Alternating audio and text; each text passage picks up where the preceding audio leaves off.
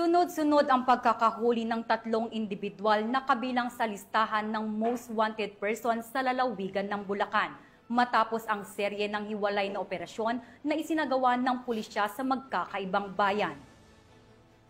Hindi naman titigil ang kapulisan sa pagtugis sa mga nagtatago sa batas at patuloy ang kanilang paninindigan para sa ligtas, payapa at maayos na pamayanan. Nakatutok dyan si Patrolwoman Jilly Peña.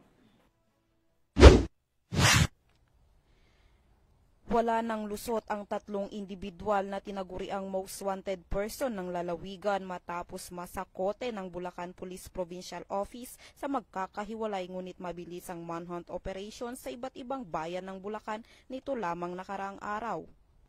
Sa ulat mula sa tanggapan ni Police Colonel Angel L. Garciliano, Acting Provincial Director ng Bulacan PPO, ang matagumpay na operasyon ay bahagi ng pinaigting na kampanya ng kapulisan laban sa kriminalidad sa ilalim ng direktiba ni Police Brigadier General Ponce Rogelio I. Peñones Jr., Regional Director ng Police Regional Office 3.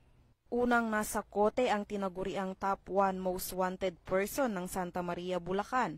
Kinilala siyang si alias RG, 45 anyos, binata, tricycle driver at residente ng Barangay Katmon, Santa Maria, Bulacan.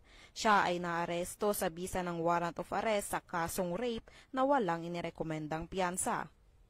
Kasunod nito na aresto naman ng Balagtas MPS si alias Naldo, 48 anyos, may asawa, kusinero at residente ng Barangay Burol 2nd, Balagtas, Bulacan.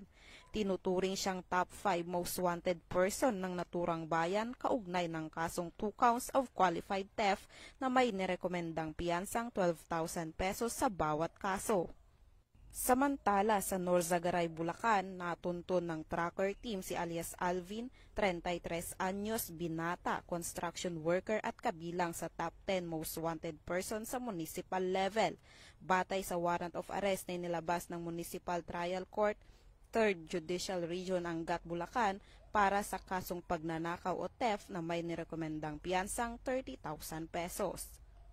Ang lahat ng naaresto ay pansamantalang nasa kustodiya ng kanilang arresting units para sa kaukulang dokumentasyon at inisyal na proseso bago i-turn over sa mga kinauukulang korte. Patuloy ang paalala ng Bulacan PNP sa publiko na makisa sa kampanya kontra kriminalidad sa pamamagitan ng pagbibigay ng impormasyon sa mga kinaukulang otoridad. Mula dito sa Police Regional Office 3, ako ang inyong PNN Correspondent, Patrolwoman Jilly Advincula Peña, alagad ng batas, tagataguyod ng Balitang Pulis.